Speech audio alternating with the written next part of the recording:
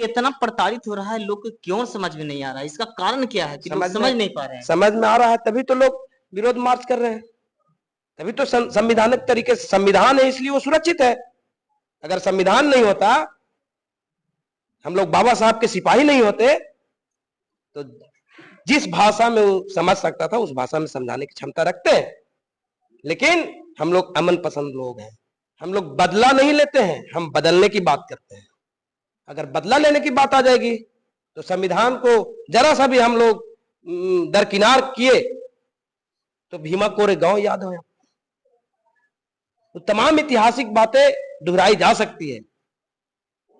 लेकिन हम लोग संविधान के बाद के भारत में भी हैं, इसीलिए आज वो सुरक्षित है। हम संविधान के दायरे में आकर अपनी लड़ाई लड़ रहे हैं। मृत्यु का वर्चस्व बढ़ते जा रहा है दिन ब दिन प्रतिदिन, और संविधान को अनदेखा किया जा रहा है।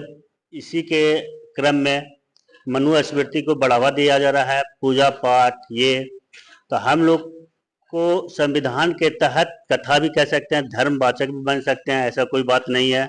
एक पंडित ही धर्मवाचक बने, एक पंडित ही पूजा कराए, एक पंडित ही शादी करवाए, मरनी हरनी कराए, ऐसा कोई बात नहीं है। ये कहीं नहीं लिखा हुआ है कि पंडित, ये एक मनु स्मृति के तहत खाली पंडित लोग ने इसको एक अपने समाज में खाने कमाने का जरिया रख लिया है। संविधान के तहत हम लोग भी इसे कर सकते हैं, कोई रोक टोक नहीं है। लेकिन यहाँ जो है मनु स्मृति का वर्चस्व बढ़ते जा रहा है। अत्याचार हो रहा है दलित और पिछड़ों पर, उसके विरोध में एक विशाल जन आक्रोश मार्च जो आपको गया जिला में गांधी मैदान से लेकर के समाहरणालय तक जाएगा, और वहां एकत्रित होकर के सारे लोग राष्ट्रपति के नाम एक ज्ञापन सौंपेंगे, जिसमें जो ये उत्पीड़न हो रहा है, ये अमानवीय व्यवहार हो रहा है हमारे देश में, उसके विरोध में सरकार इस पे सख्त से सख्त कदम उठाए और इस तरह के घटना करने वालों को सख्त से सख्त सजा दिया जाए। हम इसी का अपील करते हैं कि जो भी हमारे गया जिला वासी हैं, कल के इस जन आक्रोश मार्च में शामिल हों और अपराधियों को सख्त से सख्त सजा दिलाने में सक्षम। एससी और एसटी और ओबीसी समुदाय के लोगों को ब्राह्मणवाद के जो विचार के, मनुवादी विचार के जितने भी तमाम लोग हैं, वो अपने विचार को लेकर यहाँ के बैकवर्ड के साथ में जो अमानवीय व्यवहार जो किए हैं, कि एक व्यक्ति को कितना आत्मा को ठेस पहुंचाए होंगे। जब मूत्र उस पर छिड़काव किया गया होगा, उसकी आत्मा को ठेस पहुंचाया, एक व्यक्ति को नहीं पहुंचाया, एक समुदाय को पहुंचाया। इससे पूरे देश में आक्रोश फैला हुआ, जिसको लेकर हम लोग कल गया से आक्रोश मार्च का आयोजन कर रहे हैं। की बात इस समय गया जिला के में उपस्थिति हमारा है, और यहाँ पे बहुत से सामाजिक संगठन के लोग हैं, और इनको से जानने की कोशिश करते हैं कि समाज के प्रति एनी टाइम हर एक बात में तत्पर रहते हैं, उसको सुख दुख में साथ रहते हैं। और कईयक इस देश के कईयक राज्य में बहुजनों समाज के द्वारा बहुजनों समाज पे उत्पीड़न हो रहा है। जैसे लोग कहते हैं कि हिंदू सनातन धर्म के लोग कहते हैं कि हम लोग हिंदू राष्ट्र बनाना है, एक जुट होकर किसी से लड़ना है, मुस्लिम से लड़ना है, अदर से लड़ना है, बहुत किस्म के एकजुटता करने का कोशिश करते हैं लोग। लेकिन यही जब हिंदू धर्म के मानने वाले लोग, जो बहुजन समाज के लोग हैं, जब हिंदू धर्म के कथावाचक या कुछ अनुष्ठान करते हैं, तो स्वर्ण जाति या पंडित द्वारा प्रताड़ित किया जाता है। इसी प्रकार से कई कथक वाचक के इससे अभी जो इटावा में घटना घटा है, इससे पहले भी साहू नामक नाम के जो लड़की थी, वो भी कथावाचक थी, उनको भी प्रताड़ित किया गया था। और अभी लगातार देश में हो रहा है, लेकिन फिर भी बहुजन समाज के लोग जो हैं से इस प्रताड़ना सहते आ रहे हैं, और इन लोग के से जानने की कोशिश करते हैं कि इस तरीका के जो प्रताड़ित लोग किए जा रहे हैं, इसमें इनको क्या विचार है, क्या सोचते हैं इसके बारे में। मेरे चैनल में आपको बहुत बहुत स्वागत है। इस समय जो इटावा में घटना घटा है, उसके बारे में हमको कुछ बताने को। बहुत बहुत धन्यवाद। इटावा की घटना वो बेतहाशा वृद्धि करते हुए कड़ी में बढ़ते हुए क्रम की घटना है। मनुवादियों का जो मानसिकता है, जो चाल चलन है, उसमें जो वृद्धि हो रहा है, वो भाजपा शासित राज्यों में। आखिर इतना प्रताड़ित हो रहा है, लोग को क्यों समझ में नहीं आ रहा है? इसका कारण क्या है कि लोग समझ नहीं पा रहे हैं? समझ में आ रहा है तभी तो लोग विरोध मार्च कर रहे हैं। तभी तो संविधानिक तरीके से संविधान है, इसलिए वो सुरक्षित है। अगर संविधान नहीं होता, हम लोग बाबा साहब के सिपाही नहीं होते, तो जिस भाषा में वो समझ सकता था उस भाषा में समझाने की क्षमता रखते हैं। लेकिन हम लोग अमन पसंद लोग हैं, हम लोग बदला नहीं लेते हैं, हम बदलने की बात करते हैं। अगर बदला लेने की बात आ जाएगी तो संविधान को जरा सा भी हम लोग दरकिनार किए तो भीमा कोरेगांव याद हो, तो तमाम ऐतिहासिक बातें दोहराई जा सकती है। लेकिन हम लोग संविधान के बाद के भारत में भी हैं, इसीलिए आज वो सुरक्षित है। हम संविधान के दायरे में आकर अपनी लड़ाई लड़ रहे हैं। ये हजारों साल से चलते आ रहा है कि जो बहुजन समाज के लोग हैं कथा नहीं कर सकते हैं, मंदिर में पूजा नहीं कर सकते हैं, लेकिन फिर भी आप लोग जबरन क्यों कर रहे हैं कि जो पूजा करना ही है और कथा करना है? इसलिए कर रहे हैं, इसलिए कर रहे हैं कि समय समय पर वो गर्व का हिंदू है के नारा लगवा के और सरकार में आ जाता है। तो हमको भी चेक करना है ना कि हम सही में हिंदू है कि नहीं है। अगर हम ज्ञानी हैं तो हम मंदिर में पाठ करा सकते हैं कि नहीं करा सकते हैं, हम कथा वाचन कर सकते हैं कि नहीं कर सकते हैं, हमको भी तो चेक करना है। यहाँ के मुख्यमंत्री जब सत्ता से हटते हैं तो उनका जो आवास होता है उसको गौमूत्र से धोवा दिया जाता है। यहाँ के राष्ट्रपति मंदिर जाते हैं तो मंदिर धोवा जाता है। अब इस देश के जो सर्वश्रेष्ठ पद होता है, जो यहाँ के जो प्रमुख होते हैं, जो राष्ट्रपति होते हैं, उनको जाने के बाद दलित होने के कारण मंदिर धोवा दिया जाता है। पावरफुल आखिर आप लोग को कब समझ में आएगा इस बात? हम लोग उनको समझा रहे हैं कि हम लोग पावरफुल हैं। तुम जिस शक्ति की बात करते हो, तुम मंदिर के माध्यम से, जिस शक्ति के माध्यम से लोगों को डराते हो, हमारे जाने से छुआ जाता है। तो शक्तिशाली कौन हुआ? हम हुए कि वो हुआ? अरे हमको शुद्ध करता तब वो शक्तिशाली होता, लेकिन हम ही उसको अशुद्ध कर दे रहे हैं, तो शक्तिशाली कौन है? हम एहसास कराने के लिए जाते हैं मंदिर, कि उसको एहसास हो कि आज भी हम बिजली का नंगा तार है, छुएगा तो धाए धाए लहरेगा। अब हमारे लोग एहसास कराने के लिए मंदिर जाते हैं, पिटाने के लिए नहीं। यहाँ संविधान जो है, जो कैयक बंधन में इस तरीका के जो प्रताड़ित करते हैं उसके लिए कानून बनाया है, बंधन है, लेकिन फिर भी उससे ऊपर भी उठकर लोग मन इस तरीका के प्रताड़ित करने के काम करते हैं। इस पे आपको क्या कहना? अच्छी मानसिकता, उनकी आदत में वो चीजें हैं, बरसों से ये मानसिकता में जी रहे हैं। बरसों से दलितों को, पिछड़ों को तमाम मूलभूत सुविधाएं से वंचित रखा है। उनकी आदत मलाई खाने की रहा है। वो चाहते ही नहीं कि हम देश में सभी को, सभी संसाधनों में बराबर की भागीदारी दे, वो नहीं चाहते हैं।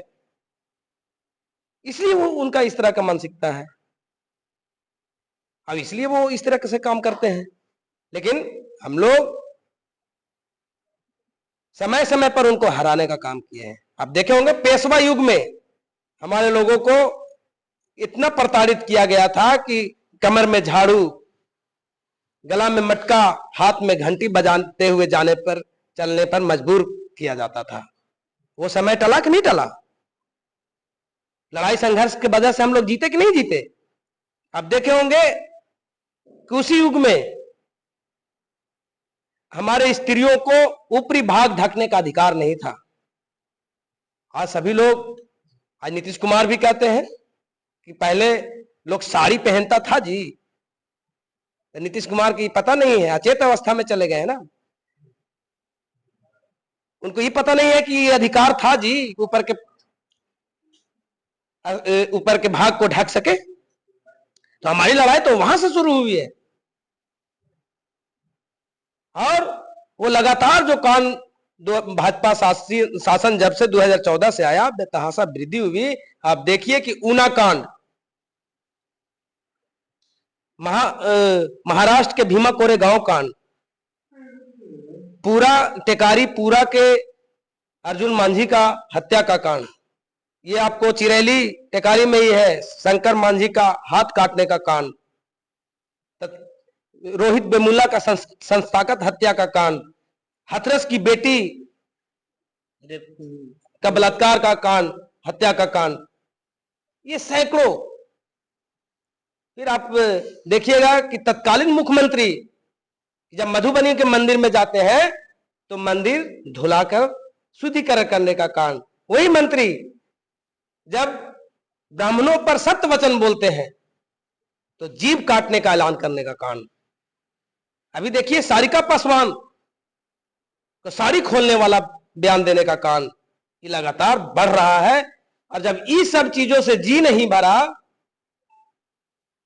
तो कथा वाचन करने गए मुकुटमणि यादव और सतसिंह यादव, उनके साथ एक दलित भी थे, जैसे ही पूछता है कि कौन जाति को हो, यादव बताते ही उसको बंधक ही नहीं बनाया गया, तो बाल मुंडन किया गया और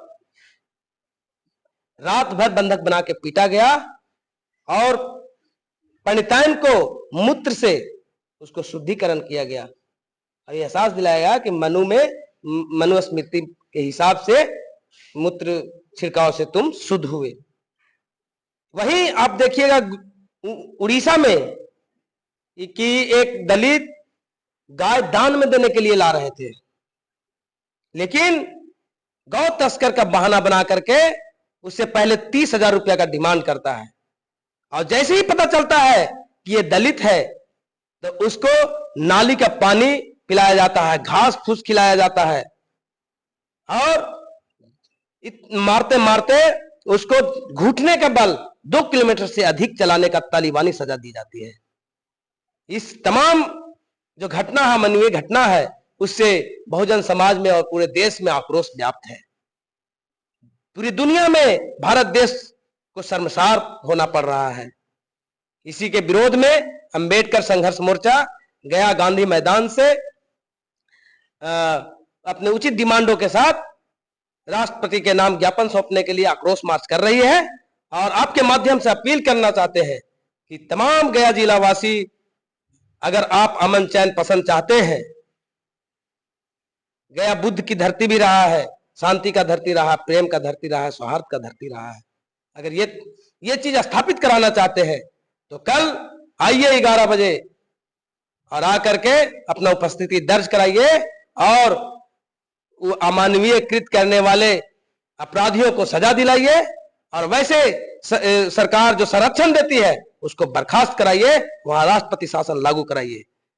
इसी अपील के साथ हम भीमदास अध्यक्ष अंबेडकर संघर्ष मोर्चा। लड्डू यादव जी, यादव समाज के साथ में कथा कहने पे उनको प्रताड़ित किया जाता है, जहां तक कि मूत्र छिड़क कर उनको शुद्धिकरण किया जाता है, आप क्या कहना चाहिएगा? धन्यवाद आप लोग का ये न्यूज़ चैनल को प्रकाशित करने के लिए। मैं लड्डू यादव, नीमा गांव। हम यही कहना चाहते हैं कि जो हमारे देश में मनु स्मृति का वर्चस्व बढ़ते जा रहा है दिन ब दिन प्रतिदिन और संविधान को अनदेखा किया जा रहा है, इसी के क्रम में मनु स्मृति को बढ़ावा दिया जा रहा है, पूजा पाठ ये। तो हम लोग को संविधान के तहत कथा भी कह सकते हैं, धर्मवाचक भी बन सकते हैं, ऐसा कोई बात नहीं है। एक पंडित ही धर्मवाचक बने, एक पंडित ही पूजा कराए, एक पंडित ही शादी करवाए, मरनी हरनी कराए, ऐसा कोई बात नहीं है। ये कहीं नहीं लिखा हुआ है कि पंडित, ये एक मनु स्मृति के तहत खाली पंडित लोग ने इसको एक अपने समाज में खाने कमाने का जरिया रख लिया है। संविधान के तहत हम लोग भी इसे कर सकते हैं, कोई रोक टोक नहीं है, लेकिन यहाँ जो है मनु स्मृति का वर्चस्व बढ़ते जा रहा है। जो वंचित लोग को SC ST OBC के दबाया जा रहा है, लेकिन संविधान के तहत हमें इसे लड़ाई करना है। और हम लोग को कल जो है गांधी मैदान गया में हजारों की संख्या में उपस्थिति दर्ज करा के आक्रोश मार्च को सफल बनाना है। जय भीम, जय मुनिवासी। कल का जो आपको कार्यक्रम है वो क्या है?